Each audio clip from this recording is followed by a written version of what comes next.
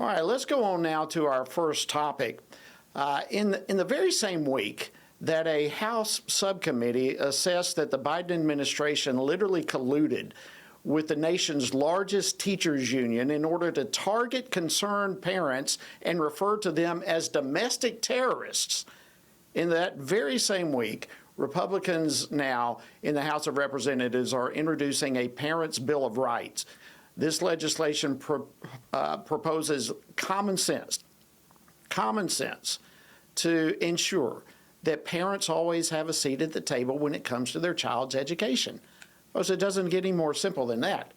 The Democrat-led Senate is not expected to advance this bill, but when you have CRT and transgender ideology continuing to dominate the curricula of many public schools, this measure, the Parents' Bill of Rights, becomes all the more important. Joining me now to discuss this and more is Congressman Ron Estes. He serves on the House Ways and Means Committee, also the House Budget Committee, and the House Committee on Education and Workforce. He represents the 4th Congressional District of Kansas.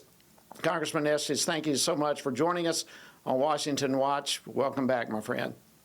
Well, thank you, Jody. Thanks for having me on. Well, you're very welcome. It's great to see you again, by the way. Listen, let's talk about this Parents' Bill of Rights. Just the basics of it. First of all, why is it needed, and why is the Republican GOP pushing it forward now?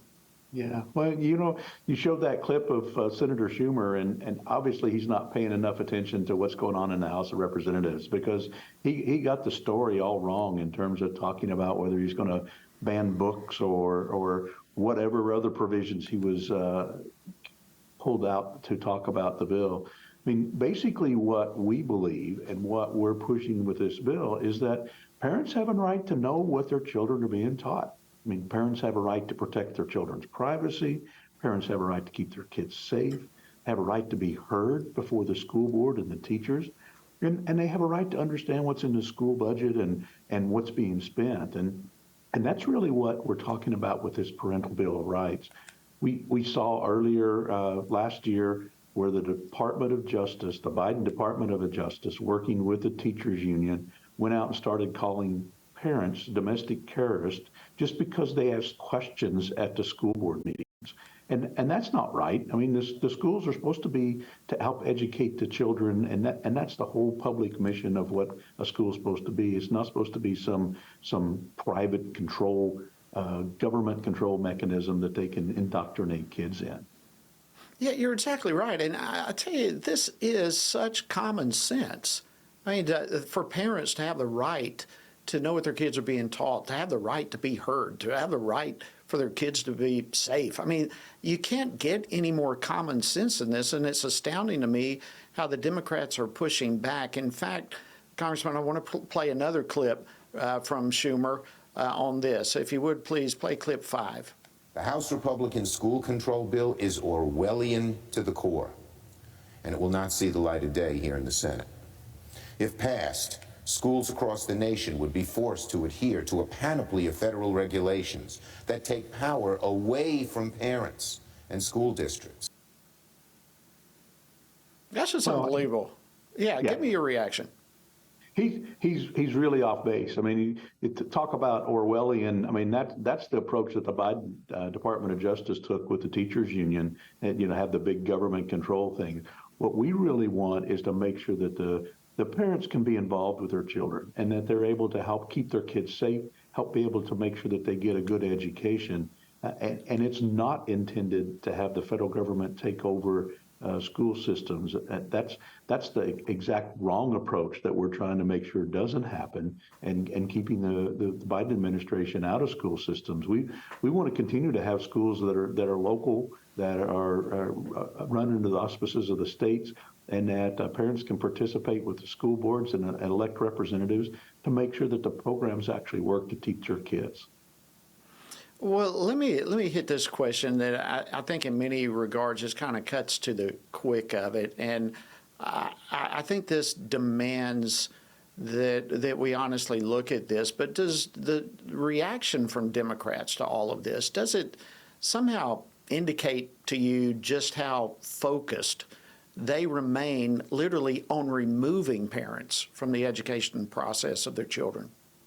Yeah, it really does. I mean, what we've seen in time after time is accusations that they make about a particular piece of legislation that's being proposed by Republicans, or actually just common sense ideas that are out there, are really the ideas that they're trying to pull. I mean, the whole Orwellian comment that came from Senator Schumer is actually a big government control approach that we see over and over again with my Democrat colleagues, and we're seeing a lot of that as well out of the Biden administration. It's really is stunning. I did see that your colleague Warren Davidson actually has introduced an amendment that would add school choice to this Parents' Bill of Rights. Do you see that having a chance to move forward? What's your thoughts on that issue?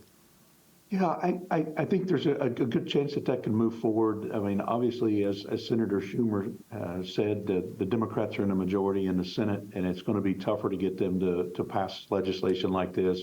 But what we saw through the election process over the last 2 years, first with Governor Youngkin in Virginia and his election there, and you know, the Democrat nominee Terry McAuliffe was out there saying that the parents should have no involvement in their children's education.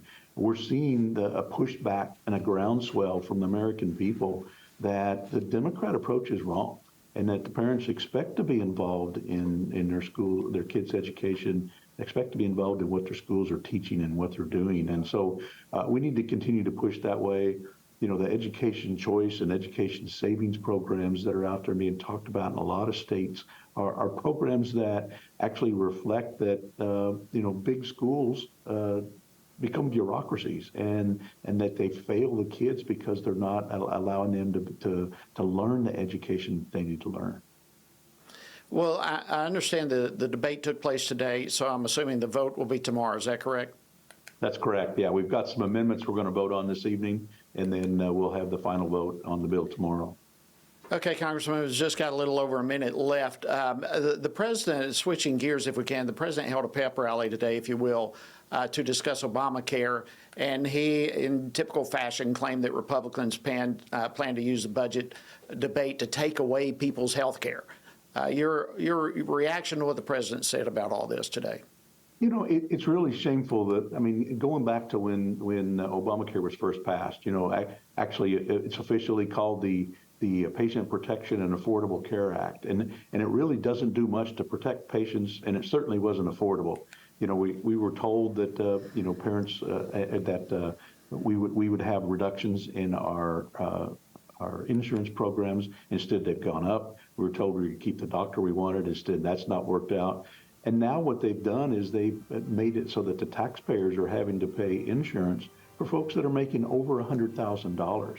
And that's just not affordable, and it doesn't make sense to have somebody working as a waitress or working as a mechanic to pay for some wealthy individual's health care. Representative Ron Estes, thank you so much for joining us on Washington Watch, and thanks for your tremendous leadership in the House of Representatives. Great. Thank you, Jody.